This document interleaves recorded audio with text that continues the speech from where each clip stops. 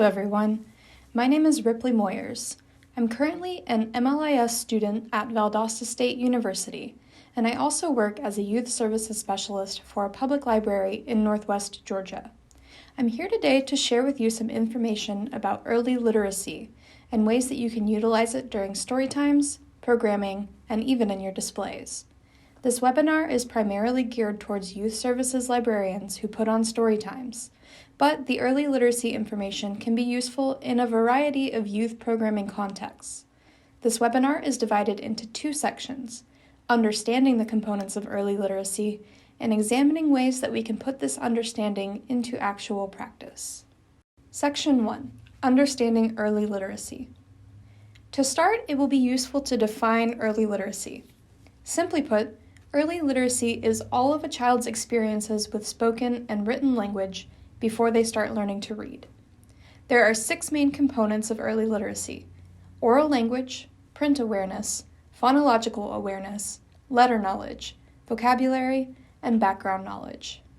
Studies, such as the American Library Association's 3-year inquest into the efficiency of their Every Child Ready to Read program, have shown that children who have more exposure to early literacy concepts during the first 4 to 5 years of their life become stronger readers. It's vitally important to be aware of early literacy concepts so that we can incorporate them into story times as thoroughly as possible. So, let's go ahead and take a look at each of these early literacy components in depth. Concept 1. Oral language. Speaking and listening comprise communication with oral language. Sounds are the first component of language that hearing children are exposed to, and the oral language concept underlies all other components of early literacy. Strong speaking and listening skills are essential to effective verbal communication. Let's take a closer look at what speaking and listening skills entail. Listening skills include following oral instructions, making meaning out of spoken sentences, and story and song comprehension. Speaking skills include effectively producing the sounds needed to make words, which are also called phonemes, putting words in the correct order, using sophisticated vocabulary to express feelings or exchange information, and understanding conventional grammatical rules through exposure. Concept 2. Print awareness. Print awareness helps children understand that what they see on a book's page has meaning. It also means that they understand that books are held and read from the front to the back, that stories are read from the beginning to the end, that a book's title is on its cover, and that we read lines and turn pages from left to right in English. Children experience print in a myriad of places outside of books. Print is a salient part of billboards, storefronts, street signs, television commercials, and product packaging. Print awareness is also tied to physical development. As children grow and gain more control over their fine motor skills, they are more able to hold a book and turn its pages, as well as control their eye movement across the page. Concept 3. Phonological awareness. Phonological awareness begins developing at birth, when children start to understand that sounds made for communication are separate from sounds made by background or environmental factors. Put simply, phonological awareness is the understanding that words are composed of individual sounds fused together to create units of meaning. These individual sounds are called phonemes, and they are the building blocks of words. Children who have phonemic knowledge can take spoken words apart, sound by sound, in a process called segmentation, and they can put sounds together to make words in a process called blending. Phonological awareness is crucial for when children begin to sound out words as they are learning to read. Children learn phonological awareness by listening to the world around them. In addition to the regular sounds of everyday conversation between caregivers and other speakers, it's important that children experience a range of sounds, such as sentences spoken with various amounts of rhyme, meter, tone, animal sounds, and onomatopoeia.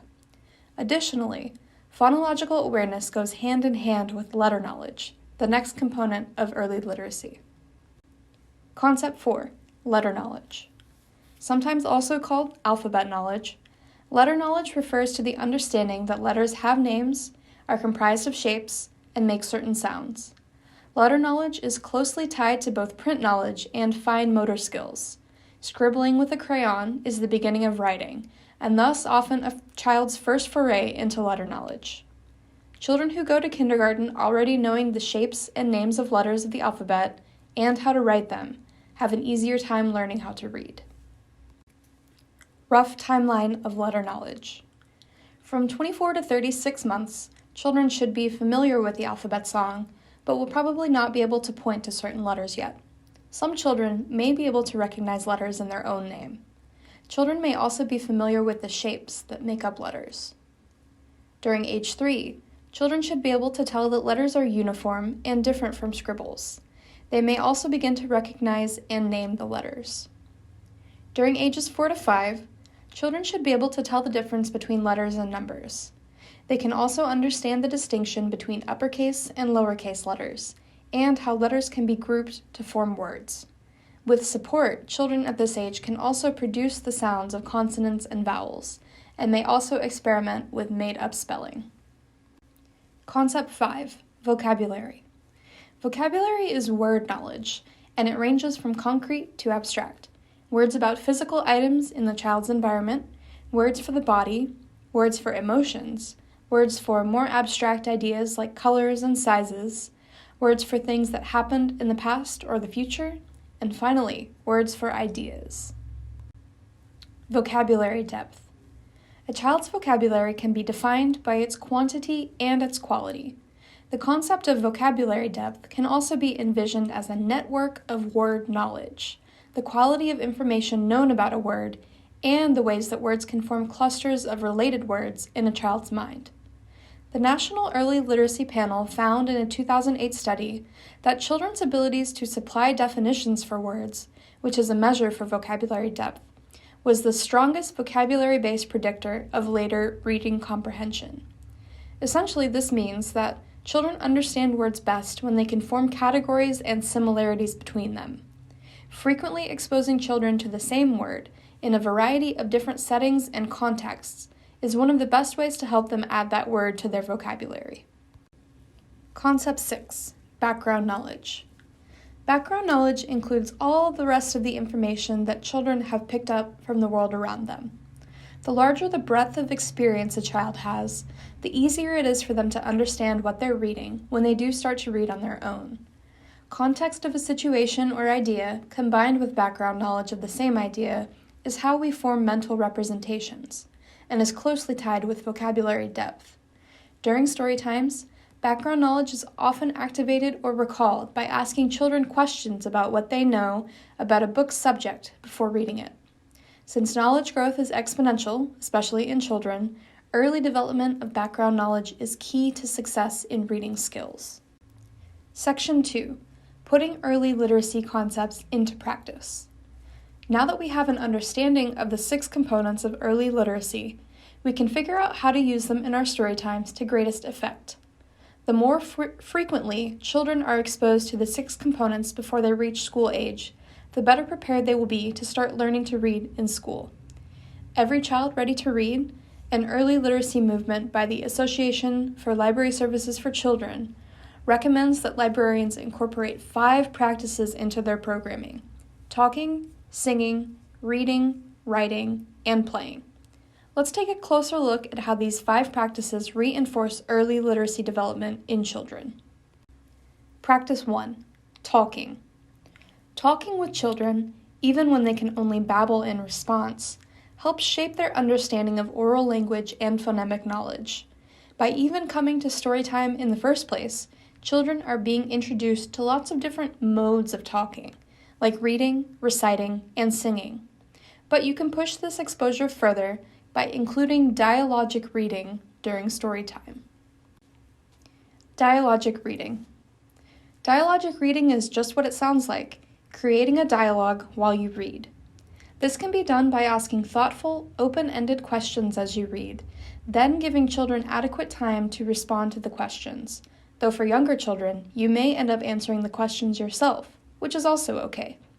You can encourage children to join in the act of storytelling by asking them to repeat a recurring word, phrase, or sound.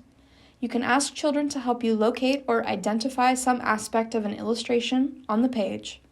You can even ask children to recall something about the story after you've finished reading it, or else share some way that it relates to their own life.